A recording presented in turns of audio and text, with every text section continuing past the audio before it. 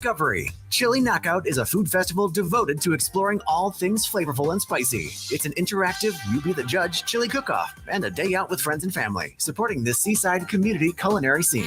It's a kickoff to spring like no other. Tickets are available now at chilliknockout.com. Produced by Good Time Tricycle.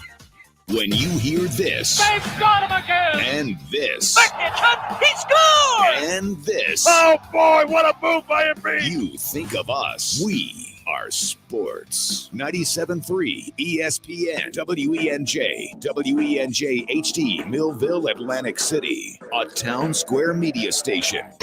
This is Game Night with Josh Hennig on 97.3 ESPN and the free mobile app.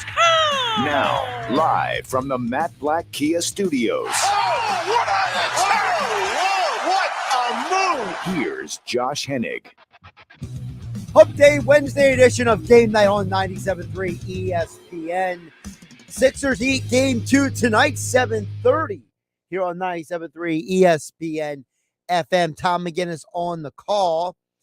Eagles players in the building this week, talking to the media, saying all the right things. Talk about the Eagles and more coming up with Dave Weinberg for this week's edition of Weinberg Wednesday at 6:20 p.m. Phillies, well, they lost last night. That's not shocking. The lineup they came out with today is just absolutely off the wall.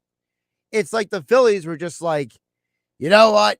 We haven't tried yet this lineup. So we get to all that coming up here on 97.3 ESPN. If you want to get in touch with the show here on Game Night, you can text in at 609-403-0973. That's 609-403-0973 for the text board. Couple things to get to here.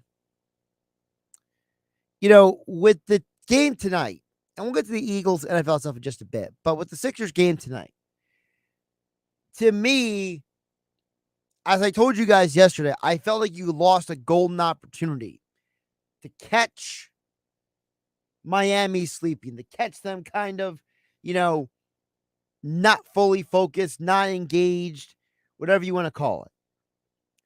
So I felt like you had an opportunity and you missed that opportunity, right? Now you have a situation where you know what you need to do if you want to hope to win, but there's no guarantee you're going to win. I think there's a very, very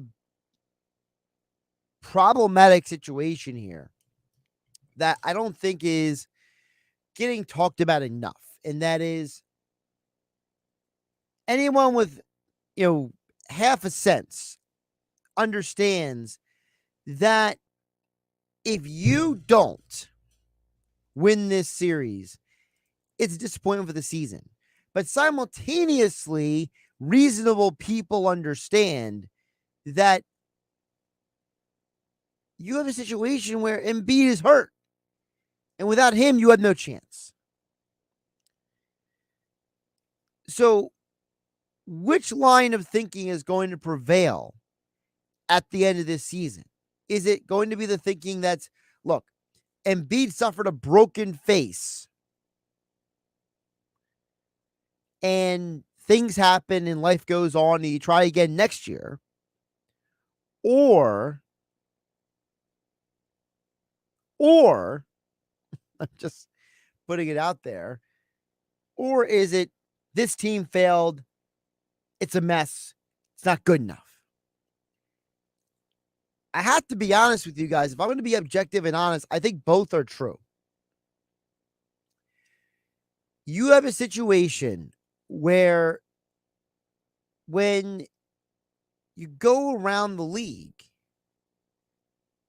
you realize that the majority of the NBA are just not great basketball teams. You know, you're watching that Grizzlies-Warriors game like I am last night. And as much as I love John Morant, as much as I love seeing him do his thing and go out there and be great and all that stuff, there's a part of you that also says that Well, the Grizzlies did win a lot of games without John Morant this year. The Grizzlies are a well-built basketball team. On the flip side, the Warriors have limitations because when Draymond missed time or Steph missed games earlier this year, they struggled immensely. The majority of this league is built on the concept that if you're missing your best player, you're not going to win. Now, if you want to sit there and say the Sixers should be better with James Harden, that's your position. But at the end of the day, the Memphis Grizzlies are a much better built basketball team. The Warriors are a team that has multiple stars on their team who are all either in their prime or just past their prime, depending on, who you ask. I think the problem with the Sixers comes down to two things right now. Number one, you just don't have the depth that other teams do in the league.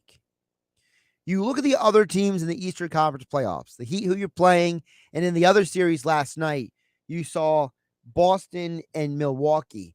All three of those teams have better depth than you do. All three of those teams have more to fall back on than you do. Look, almost nobody has a chance to win in the NBA without their star player. But it's not an excuse to play poor basketball. And that's the other side of this. And this is why, we've been playing that cut from Jay Williams talking about how, Doc Rivers might not be back next year. Someone in life always takes the blame. Okay? There is always somebody who is always going to be the scapegoat in life, in every area, in every part of life. When things don't go as planned, when things fall apart, there's always a scapegoat. Even if there shouldn't be a scapegoat, people want to point the finger at somebody. And I've told you guys before, I think there's a part of Doc Rivers that just doesn't want to coach anymore. I think he loves the game of basketball, but I think he's tired of dealing with the media questions. I think he's tired of dealing with the scrutiny. I think he's just tired. I think one of the Sixers' biggest problems is not James Harden being tired. I think it's Doc Rivers being tired. In many ways, a team takes on the personality of its leaders, from the coaching staff to the captains in the locker room. Who's the biggest leaders on this team? Well, we know it's Embiid and we know it's supposed to be Harden. But when Harden disappears in the second half, as he did in game one, who's the guy stepping up and getting the guys going? And if the coach is unable to do it, then what happens? I mean this in all sincerity. I don't hate Doc Rivers.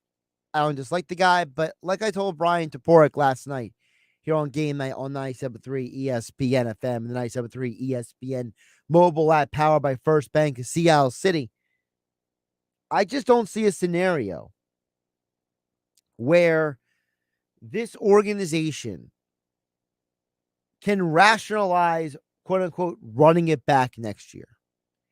There has to be a change, whether it's the head coach, whether it's parts of the roster. When Tobias Harris has been your number 2 best player statistically in the postseason, that's a problem. Now, I don't know if the issue is Harden is hurt. I don't know if the issue is there is something else that we don't know going on here. I don't know what it is.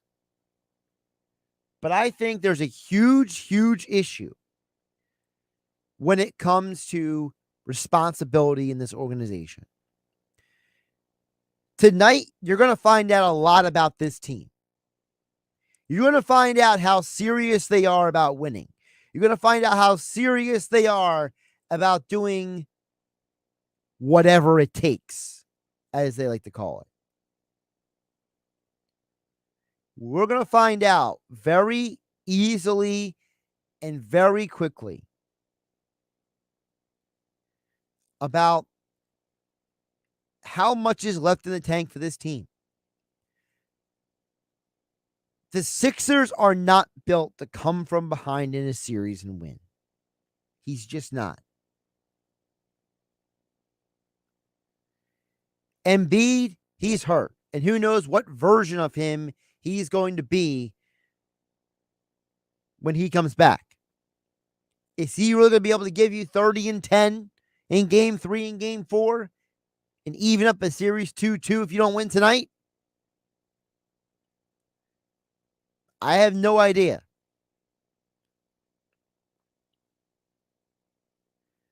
Is James Harden going to show up tonight and play better than he did in the second half of game 1? We're going to find out. Because if the James Harden who played in game 6 win over the Raptors shows up tonight, the 76ers have a very good chance to win. Anything less than that is the reason why I expect them not to win, because I don't feel like Harden can do that on a night-to-night basis. And again, I'm not going to sit here and be the guy who tells you that Harden is washed or Harden is never healthy or anything, but I will say this.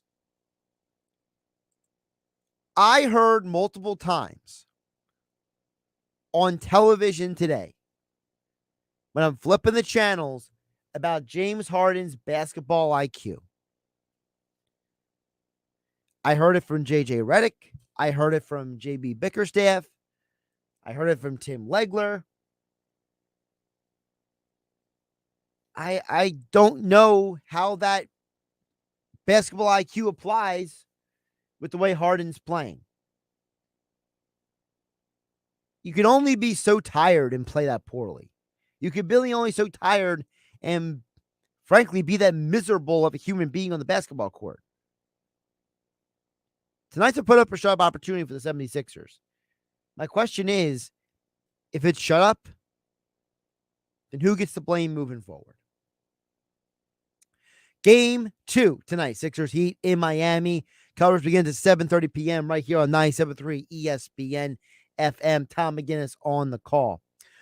We're going to get to the Eagles coming up in a bit with Dave Weinberg for this week's edition of Weinberg Wednesday. And, the players are saying, this week they're in there, they're saying all the right things. And I just want to tell people that I'm a little less concerned with what they're saying than what they're doing. Actions speak louder than words. And the Philadelphia Eagles told us something very important in the draft last weekend. They told you, me, and everybody else that they think that they can skirt by with a patchwork secondary. Whether that's true or not, whether they really can or not, we're going to find out. But the Philadelphia Eagles have told you more by their actions than anything they can say at a press conference this week. Let's break them down. Number one, you traded for A.J. Brown. What are you telling us by acquiring A.J. Brown? That you believe that Jalen Hurts is your quarterback because he says that Jalen Hurts is his best friend. That's A.J. Brown's words. You're telling the world that you believe Jalen Hurts is a franchise potential caliber starting quarterback, that you're willing to put all these weapons around him, that you're willing to go in the next season with a better roster and potentially an even better, more powerful offense, that you believe that he's going to take the steps necessary to win. In drafting Jordan Davis, you're telling us that you believe that your defense needed a serious makeover in terms of the type of players that were on the roster in order for you to be successful. Because you brought in Kazir White, the linebacker. You drafted Nakobe Dean because he fell into your lap. You draft Jordan Davis. You are changing the front of your defense to suit what Gannon wants to do. This organization is always built through the trenches. And now they're showing you that they believe if they retool their trenches, that they can win next year. They did not put a priority on corner or safety in the draft. They did not trade up for either positions. They avoided one of the positions because I guarantee you, if they don't trade up to get Jordan Davis, Davis gets drafted by the Ravens, and the Eagles knew that, and they would rather have Jordan Davis than Kyle Hamilton. Whether you or I agree with that, I'm telling you what they're telling us.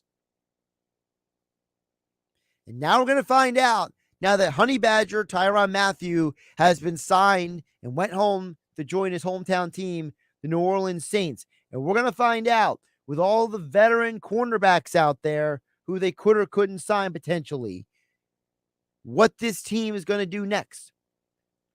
But between the acquisitions in the draft, and don't get it twisted, that Grant Calcaterra pick is another sign that they believe in Jalen Hurts. You don't draft another pass-catching, athletic tight end. You don't believe that that guy can be part of your team potentially. And by the way, Calcaterra played with Jalen Hurts at Oklahoma. Another guy that Hurts played with. Do the math, folks.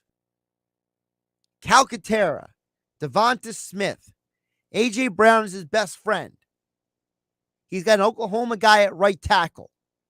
And Lane Johnson keeps calling him, that's my guy. What happens next? You are telling us something. Let's see if it plays out that way. Talk more Eagles with Dave Weinberg coming up next this week's edition of Weinberg Wednesday here on Game Night, here on 97.3 ESPN FM and 97.3 ESPN mobile app, powered by First Bank of Seattle City. The NBA playoffs continue on ESPN Radio. Chris Paul lets fly on a three and hits it with 5:15 to go. Suns dominating game one against Dallas. The Suns survived 45 points from Luka Doncic to take game one in Phoenix. Can the Mavs bounce back to tie the series up at 1? Or will the Suns take the 2-0 lead to Dallas? Game 2 of the Suns and Mavs. Tonight, coverage begins after Sixers playoff basketball on 97.3 ESPN. Looking for a new start to your career? Your road to success begins with FedEx Freight. They're hiring in Vineland for Class A CDL road and city drivers with 1-year commercial driving experience. Join FedEx Freight and enjoy a competitive pay rate plus excellent benefits including medical, dental, and vision insurance, 401k, and much more. Apply online at careers.fedex.com/freight. Search for driver openings in Vineland. That's careers.fedex.com/freight. FedEx Freight is an equal opportunity employer, including disabled and vets. It's the JCPenney Mother's Day sale. Shop now and save on gifts mom will love. Brighten her day with jewelry up to 70% off with coupon. Find something special at our store-wide Liz event with savings up to 40% off. Plus extended store hours Friday and Saturday. This Mother's Day, make her day truly monumental. Shopping is back. JCPenney. Offers valid on select items through 5/8. Liz event offer good through 5/16. Some exclusions apply. See store or jcp.com for details. With no fees or minimums and no overdraft fees, banking with Capital One is the easiest decision in the history of decisions. Even easier than choosing Charles Barkley in a pickup game. We'll take Barkley. Ha! First pick. Sorry, kids. Yep, even easier than that. With no fees or minimums and no overdraft fees, is it even a decision? Okay, here's the plan. Pass me the ball every time. This is banking reimagined. What's in your wallet? Terms apply. See CapitalOne.com/bank for details. Capital One NA member FDIC. Jose, how much longer till this dough's ready? No one can bake gluten-free vegan goodies better than Surrey. Wait, both Jim and Marion's last days are the same day? But he needs to whip up a new shift lead without interviews burning his time. Gotta get interviewing before my calendar is cooked. Oh, can you start? Indeed can help him hire great people fast. I need Indeed. Indeed you do. You can schedule and conduct virtual interviews right from the Indeed dashboard, so you can stay organized and connected all the way to the hire. Visit Indeed.com/credit and get $75 towards your first sponsored job. Terms and conditions apply. Spring into savings all month and spring out of that car you hate at Matt Blatt Kia in Egg Harbor Township or Toms River. We'll take any trade, any make, any condition, even if you're stuck in a loan or lease. Matt Blatt Kia can get you released. Do you have a job? Do you clear $350 per week? You could be approved with 0 down and low interest rate financing on every clearly marked new Kia in stock. And remember, we have new Kias arriving daily. Just because you don't see it on the lot doesn't mean mean you can't be driving your new Kia home tomorrow. So bring any trade to Matt Blatt Kia, even if you owe thousands more than it's worth. And don't forget, you can't make a mistake with our 4-day love it or leave it return policy. It's gotta be a Matt Blatt Kia. Offers with approved credit through Kia Motors Finance. Not all will qualify. Go to mattblattkiamj.com for complete details. Expires 5/8/2022. Matt Blatt Kia, 6211 Black Horse Pike, Egg Harbor Township. And now on Route 37 in Toms River. You're listening to Game Night with Josh Hennig on 97.3 ESPN and the free mobile app. Josh Hennig here on 97.3 ESPN FM, 97.3 ESPN mobile app. Powered by First Bank of Seattle City. Dave Weinberg will join us just a little bit here on 97.3 ESPN. As I mentioned, you have a situation where, as I said, I think the Eagles are telling you what they're thinking already. I think the Eagles are out there pretty much telling you what they already think of this organization, what they think of this team. And I think we're going to find out moving forward, exactly what is going to happen because, like I said, I could care less what they say at some of these, in some of these press conferences, I know what they think, and they think that they can retool their team at specific positions, and the Eagles are an organization that believes in the offensive and defensive lines. They believe in they believe in building through the trenches. They've been doing this for 20 plus years now.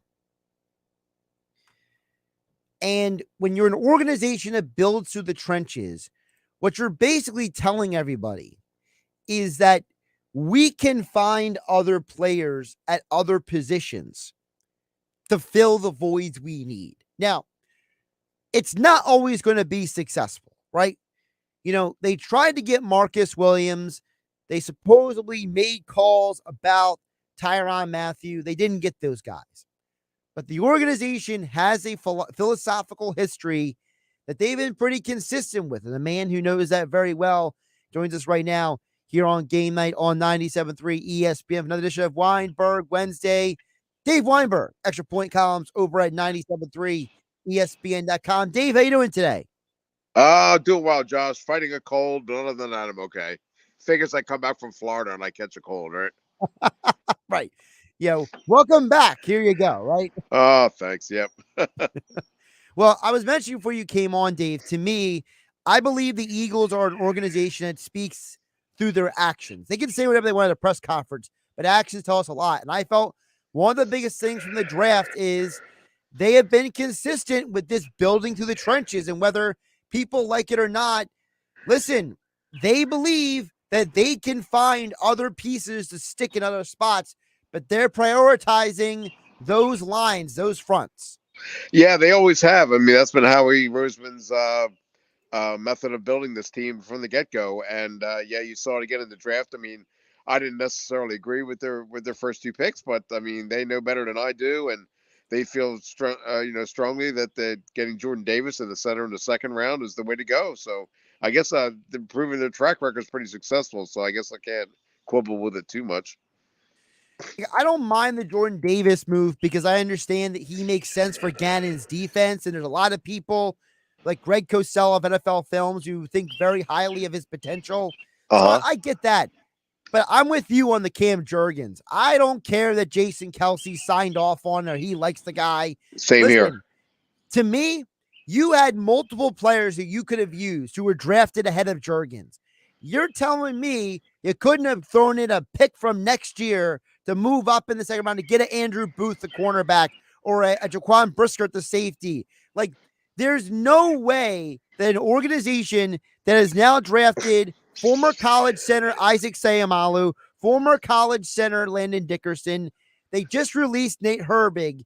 You brought through all these guys. You're telling them none of them could have been your center in the future, that you had to draft Cam Jurgens. I have trouble working with that. Yeah, same here. I mean, they have too many holes to fill, like you said, especially in the secondary to I don't want to say waste a second round pick, but to spend a second round pick on a guy who's not going to see the field this year, barring injury to Jason Kelsey. And maybe who knows how long Jason's going to play. It's always a year by year thing with him. So he may play 2 more years for all you know. And I just I don't agree with it. I mean, I personally wouldn't take Kyle Hamilton with that pick if I'm going to move up in the first round.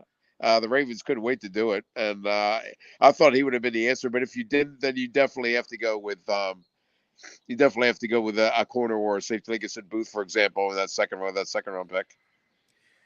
Yeah, I understand what the message is. I just don't fully agree with it, Dave, because I think the message is the Eagles think that they can find players to plug in holes for some of these positions. And well, you can in some positions, but the secondary you can't. You have to find studs at those positions. That's really a key. I mean, you can find a linebacker somewhere, or you can find a backup tight end or what have you. But starting corner and starting safety, they don't grow on trees. Yeah, that's the truth. Also coming from the guy who's sitting outside right now with a tree behind him. So there you go. But yeah, I don't see any corners on these things. That's true. Right, exactly. But I did like the fact that they grabbed Nakobe Dean. I like the fact that they said, "Look, we can't pass up this guy." And I don't care what the people are saying. I don't care about his height and all that stuff. He's a football player, Dave. He plays football. He was the leader of the Georgia defense. He's probably the best linebacker you drafted in I don't know how long. What, maybe who? Hicks? Yeah, that could be. Yeah, you're right. I mean, potentially anyway. I don't mean to nitpick. I know that's he was very, very highly rated, but I gotta wonder. It can't be just that pec injury that caused him to drop as far as he did.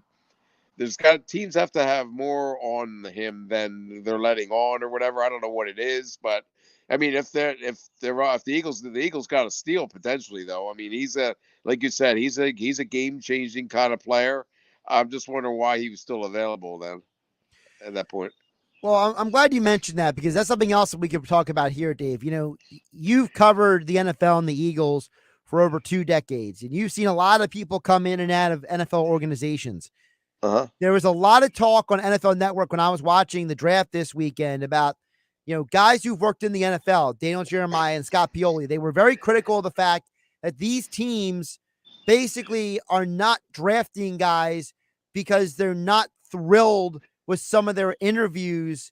And I got to tell you, Dave, either these teams are way smarter than the whole world or they're being nitpickers, because there's something to be said for the fact that, Johnson from Florida State, Nakobe Dean from Georgia, these guys are A+ players and teammates and everybody loves them. But some NFL team is saying, I'm going to nitpick this small thing and let this guy drop. Yeah, you're just looking for a reason not to pick them with that kind of attitude. If it's a quarterback who doesn't interview well, maybe okay, I can understand. Maybe you have a little, you maybe have some cause for concern there. But what do you care whether you're a linebacker or defensive tackle or running back interviews well? The guy can play. The guy can play. If there's no character concerns, which is a whole different issue, but if he's an okay guy on the field and off the field, then you go ahead and take him. You don't worry about what his conversational skills are like. Right, exactly. Dave Weinberg joining me here on Game Night on 97.3 ESPN FM. You can follow him on Twitter at Dave Weinberg 19, extra point columns over at 97.3 ESPN.com. One of the good things about the draft of the weekend was, Dave, I don't know how many times you and I talked about them getting a real veteran receiver. Well, they got not just a real NFL receiver in A.J. Brown, but A.J. Brown says, Jalen Hurts is my best friend. Well, that even adds to it. Like you said, I mean, that was the best move of the draft by far. It's not even close from the Eagles' perspective. They needed that game-changing impact veteran wide receiver to not only pair with Devontae Smith, but also to take charge of that wide receiver room. And he's He's not that old, 23 years old, but he's been around for a couple of years now, and he's that kind of player. And the fact that he already has that rapport with Jalen Hurts, that even adds to the that's like the icing on the cake, so to speak. I mean, that has potential to be a really dynamic combination this season. I think it also says something that, with the pick that they traded to the Titans took Treylon Burks. And right, they compared him to A.J. Brown, it seems like. Right. Yeah, and I thought it was interesting that, the guy who ran Treylon Burks' pro day was Aaron Moorhead, the Eagles wide receiver coach. So wow. the Eagles got a very good look at that guy, and they believe they would rather have A.J. Brown than draft Treylon Burks. So to me, Dave, that's a sign that this organization is serious about building around Jalen Hurts. They're not just saying stuff in the media. They genuinely believe, look, we're going to give Jalen every chance to be successful. Yeah, it seems to indicate that there's just not a 1 more year, prove it to us kind of. They seem to be committed to a little bit longer of a term with Jalen, and I think that's the right move. I think you're gonna see development and improvement this year, and you're gonna keep seeing it. I'm a big fan of his, as you know, and you are too. I think. Yep. I just think he's going to be their franchise guy for years to come, and evidently the Eagles believe it too. By the way, by some of the moves they made, I think.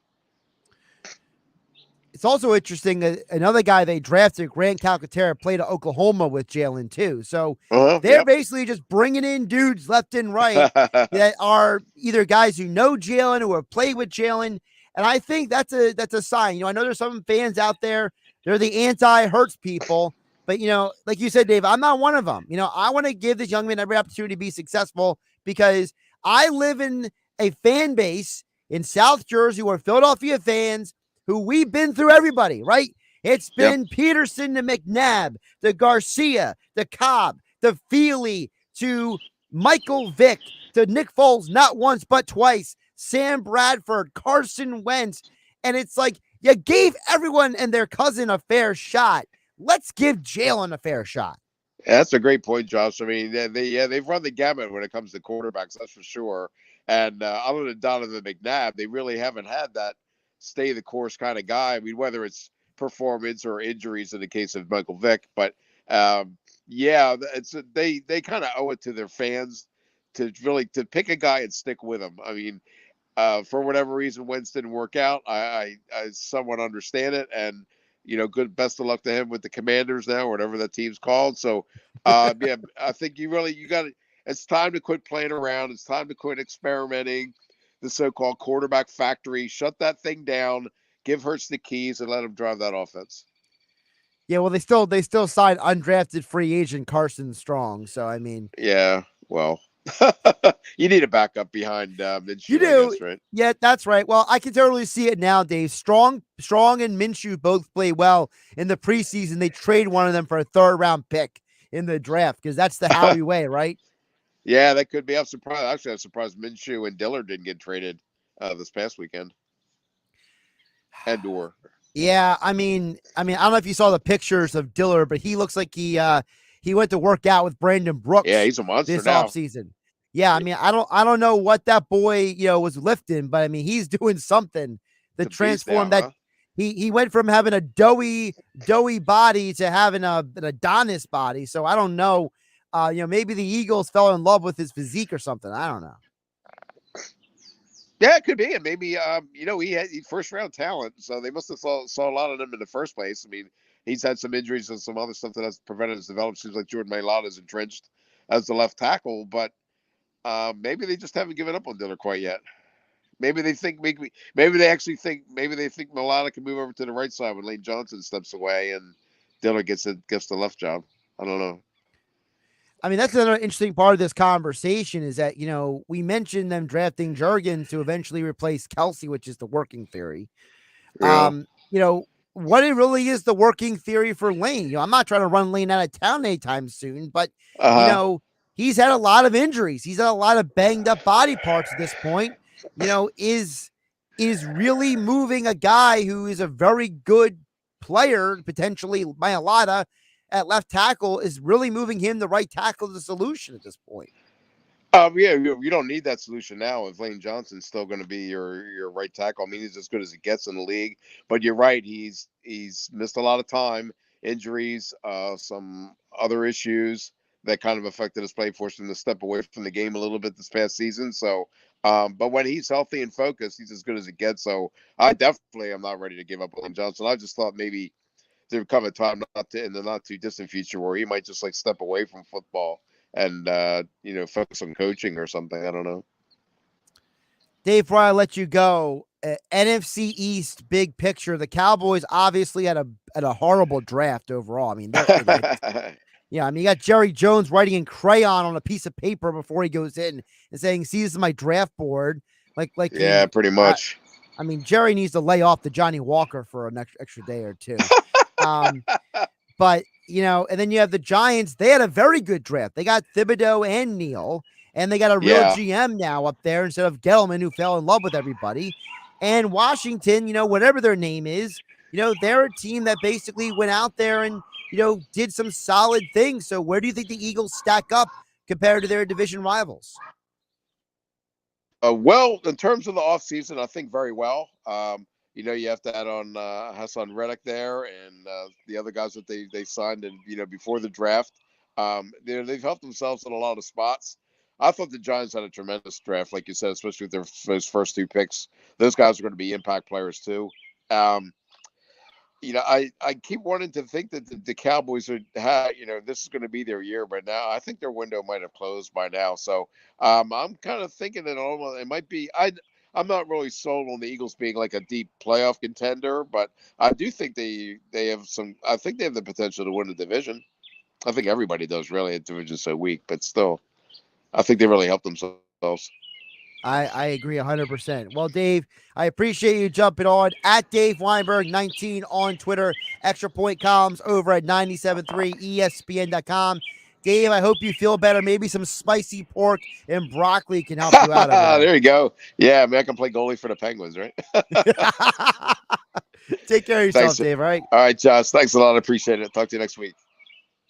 Josh Hennig here on Game Night on 97.3 ESPN. Yeah, those didn't see. So, in the triple overtime win for the Penguins last night, their backup goaltender had to come into the game. And this story is nuts.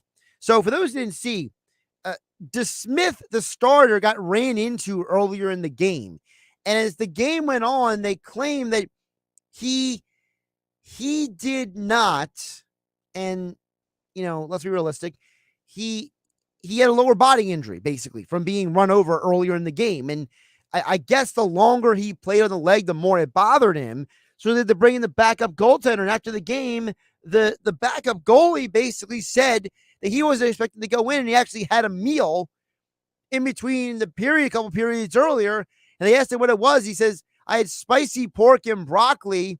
He pauses for a second, and then he says, wasn't really that great. What a random situation for a guy to be in. You don't expect to go into the game. You go out there and get yourself a meal just to have something to eat because you probably haven't eaten in hours. And then it's like, hey, man, gotta get you to come in the game. That's part of it. It's probably looking around. It's like, anybody got Tums around here? I don't care who you are. You pump down some spicy pork and broccoli, and you got to go in there and play a professional sport. That must be some special pork and broccoli, or you got some extra, Tums pumped into your stomach for that. My goodness. We'll get to your guys' thoughts and comments on the other side. Text board is open at 609-403-0973 is the text board to get on the conversation. 609-403-0973. Don't forget the 973 ESPN mobile app. Powered by First Bank of Seattle City. I'm Josh Hennig at Josh Hennig on Twitter. This is Game Night on 97.3 ESPN FM. Wake up with Keyshawn, J. Will, and Max. Weekday mornings at 6 on 97.3 ESPN and the free mobile app. Look, physically, he is not the same James Harden from multiple years ago. And by the way, when they did target the right players for him to attack, Tyler Hero or Max Strus, he still couldn't blow by them. He took step-back threes. Keyshawn, J. Will, and Max. Listen weekday mornings at 6 on 97.3 ESPN and the free mobile app. Progressive Fence and Rail. Homeowners, contractors, and builders choose Progressive to supply, deliver, and install fencing and railing for privacy, protection, and perfection. Plus outdoor showers, decks, awnings, and more. Serving Atlantic, Cape May, and Ocean counties. Ready to work with the best? Progressive is hiring sales, installation, clerical, and management professionals. If you're ready to win, call Progressive today. ProgressiveFenceandRail.com. Let's plan on having concessions over there. Mike is remodeling the old family drive-in movie theater. Go find Gavin. Tell him the sound team is here. He'll need a new front-of-house cast and behind-the-scenes crew. Hey, can we talk staffing real quick? I'm thinking at least 6 per shift. Indeed can help him hire great people fast. I need Indeed. Indeed you do. Our hiring platform instantly connects you with quality candidates whose resumes on Indeed match your job description. Visit Indeed.com/credit and get $75 towards your first sponsored job. Terms and conditions apply. When you get nachos, tacos, empanadas, spicy queso with jalapenos, Pepto-Bismol's there. Pepto-Bismol provides fast, effective relief from nausea, heartburn, indigestion, upset stomach, and diarrhea. All the things that can happen unexpectedly on vacation. So before you travel, pack the Pepto. Pepto-Bismol. When you have nausea, heartburn, indigestion, upset stomach, diarrhea. Use as directed. Keep out of reach of children. DQ presents. Picture this. You stand before the awe-inspiring new signature stack burger menu at DQ and your mouth wonders, where have you been all my life? That's 5 taste bud tempting cheeseburgers with 100% real seasoned beef. You peek at the loaded A1 stack burger with 2 premium sauces. Then the flamethrower stack burger with tongue-tingling jalapeno bacon. Then you realize moments like these are exactly why we have the DQ signature stack burger menu.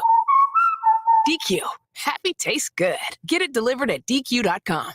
Spring into savings all month and spring out of that car you hate at Matt Blatt Kia in Egg Harbor Township or Toms River. We'll take any trade, any make, any condition, even if you're stuck in a loan or lease. Matt Blatt Kia can get you released. Do you have a job? Do you clear $350 per week? You could be approved with 0 down and low interest rate financing on every clearly marked new Kia in stock. And remember, we have new Kias arriving daily. Just because you don't see it on the lot doesn't mean you can't be driving your new Kia home tomorrow. So bring any trade to Matt Blatt Kia, even if you owe thousands more than it's worth. And don't forget, you can't make a mistake with our 4-day love it or leave it return policy. It's gotta be a Matt Blatt Kia. Offers with approved credit through Kia Motors Finance. Not all will qualify. Go to mattblattkiamj.com for complete details. Expires 5/8/2022. Matt Blatt Kia, 6211 Black Horse Pike, Egg Harbor Township. And now on Route 37 in Toms River. Now, more Game Night with Josh Hennig on 97.3 ESPN and the free mobile app. Josh Hennig here on 97.3 ESPN FM. We'll get your guys' thoughts and comments on the text board in just a bit. 609-403-0973 is the text board. You also can DM the show through 97.3 ESPN mobile app powered by First Bank in Seattle City. Game Night being brought to you by the AC Airport. Plan your next vacation now and create memories that last a lifetime. Start with nonstop flights from Atlantic City to Boston, Atlanta, San Juan, and Miami. Book your low-cost flight today at Spirit.com.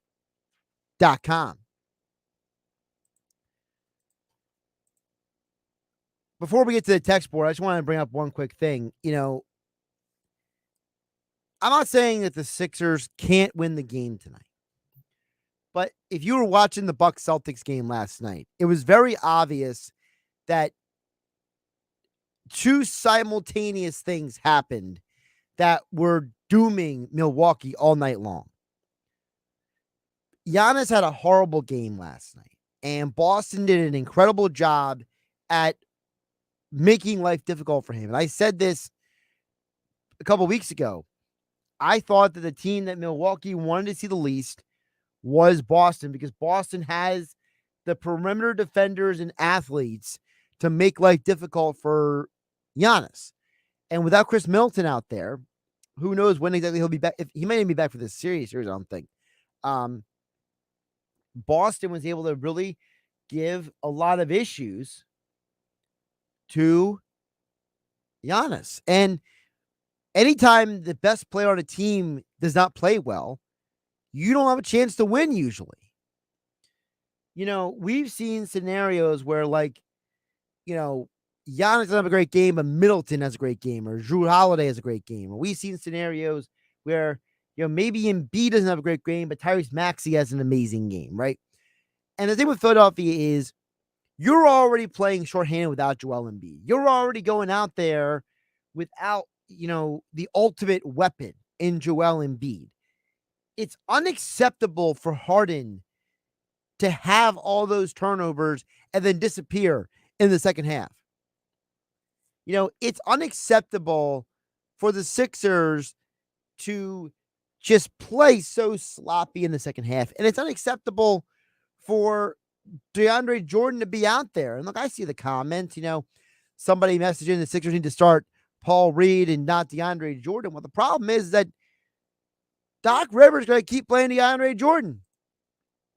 And if you don't want DeAndre Jordan to get so many minutes, one of two things has to happen. Doc Rivers can't be the head coach, or someone has got to walk down to Doc's office and make an ultimatum and tell him, no, don't play this guy. Stop giving this guy so much run. And as I was telling Mike Gill earlier on the Sports Bash, I think the excuse of the Paul Reed foul situation is a flawed argument in the defense of playing DeAndre Jordan. I heard Danny Green say it. I've heard other people say it. Look, if Paul Reed has a foul issue, that's not a reason to play DeAndre Jordan more. What at that point you're doing is you're finding excuses and reasons to play Jordan instead of Reed. What you're doing is you're finding excuses to not play Paul Reed and play DeAndre Jordan. Remember, this is the same Doc Rivers who said, this isn't the Paul Reed victory tour, right? You go to a situation in Philadelphia where this organization from the top down is starting to become an organization of excuses. They're starting to become an organization that would rather find a excuse or a reason instead of taking responsibility. Paul Reed's history of foul issues, he's averaging just over 2.5 fouls per game in the postseason. To me, okay, let's say he commits 3 fouls a game. Let's just round it up for the sake of argument. Okay, but he's still going out there and giving you more rebounds and more energy than DeAndre Jordan is. One is not equal to the other.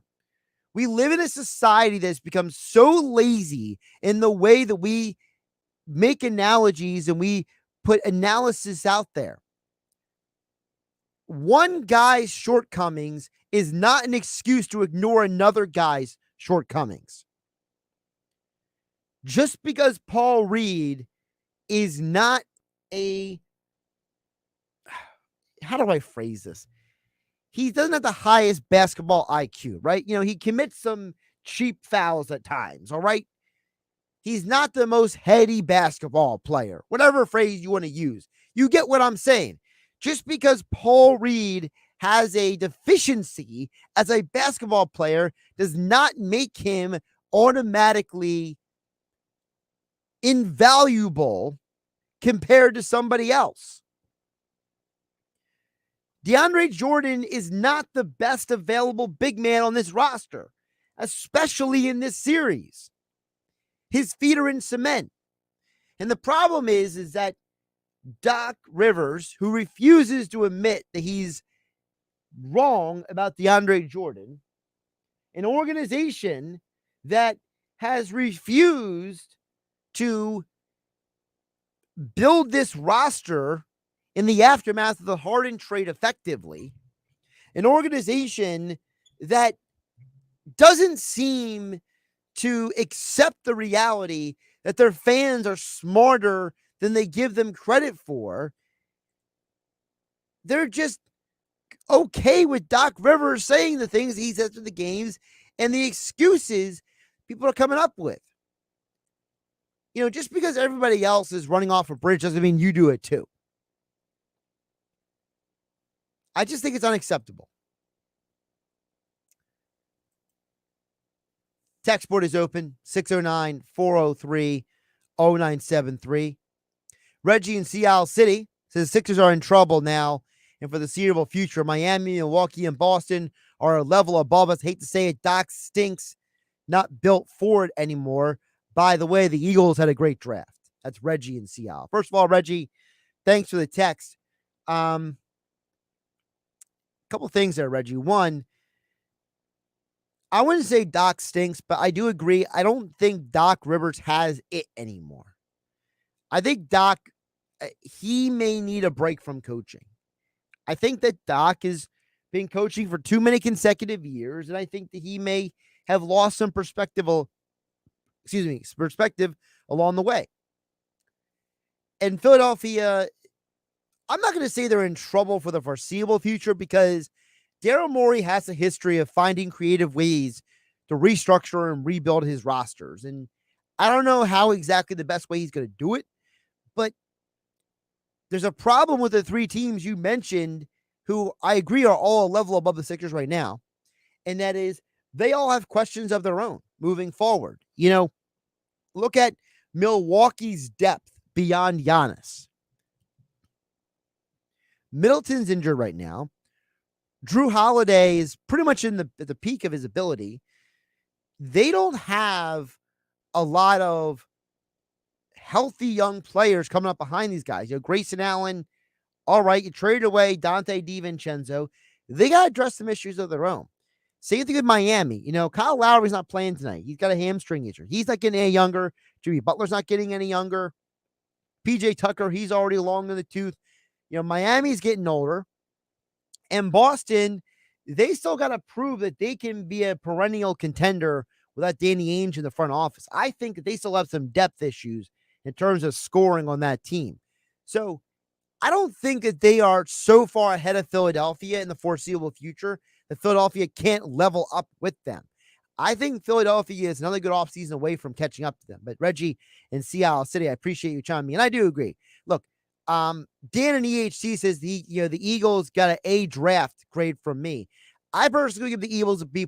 I'm still a little sore over this Jurgens pick because I think that Philadelphia could have very easily said, look, we'll give you a second or third round pick in next year's draft with our second round pick this year and moved up to, let's say, 40th overall.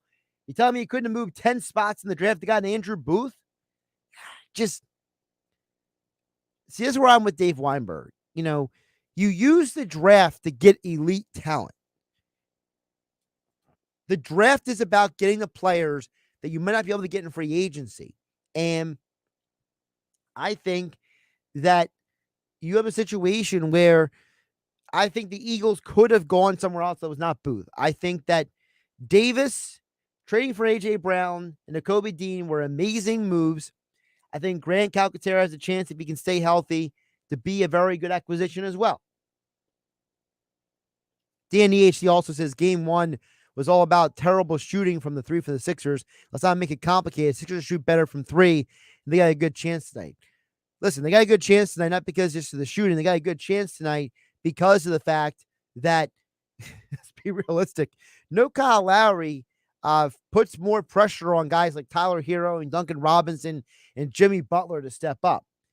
Guys like, Vincent and Strauss, all those guys got to step up. And if those guys don't shoot well, it opens the door for Philadelphia because they don't have a veteran like Kyle Lowry they can fall back on and give them some, competent minutes. Another text coming in at 609-403-0973 says, does Doc Rivers have a contract for next year, Josh? Thanks, man. Great show. Well, thank you, Texter. I appreciate it. I would give you credit if you left your name, but you didn't. I'm not fully sure what Doc's contract is, but the way NBA contracts work, you can typically get away with not bringing a guy back if you don't want him. Let me see here. What was his original contract when he signed with the Sixers? Okay, here it is. Doc's contract runs through the 2024-25 season for $8 million per year. So if you were to get rid of Doc after this year, you owe him prospectively another $16 million. I'm doing the math right. What was that?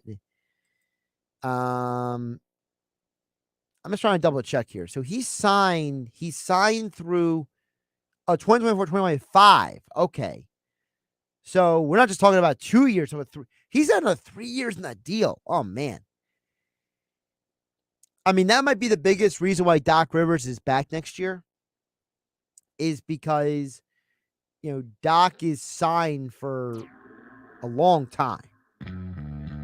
This was Jake Fisher from Bleacher Report reporting Doc's contract runs to the 2024-25 season for $8 million per year, which is a hefty price for ownership to swallow for the Sixers if they were to consider moving on from him. Yeah, I think that Doc Rivers' biggest problem is I don't think he stinks.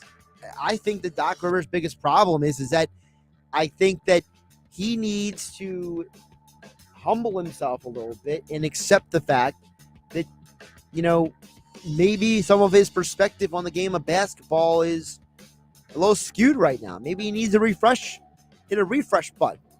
Maybe he needs to, go to a day spa and take a break from everything. I don't know. Sixers, chance they win tonight, I'll put it at 30%. Game 2, 7:30 p.m. here on 97.3 ESPN FM. I'm Josh Hennig. Have a great night, everybody.